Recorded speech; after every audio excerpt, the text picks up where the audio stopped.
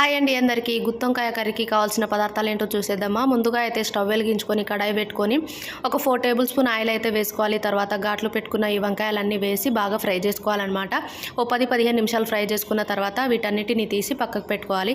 తర్వాత ఇందులో మసాలా దినుసులు అయితే ఇవి వేసుకోవాలన్నమాట. జీడిపప్పు, నువ్వులు, ధనియాలు, ఎండు కొబ్బరి, కొన్ని మసాలా దినుసులు వేసి బాగా గ్రైండ్ చేసుకోవాలి. తర్వాత ఇందులో 2 మీడియం సైజు ఉల్లిపాయలు, తగినంత కారం, తగినంత ఉప్పు, తర్వాత ఇందులో కొంచెం నానబెట్టుకున్న చింతపండు ఇవన్నీ వేసి బాగా ఫైన్ పేస్ట్గా గ్రైండ్ చేసుకోవాలన్నమాట. ఈ పేస్ట్ని అంతా ఒక 10-15 నిమిషాలు బాగా ఫ్రై చేసుకోవాలి.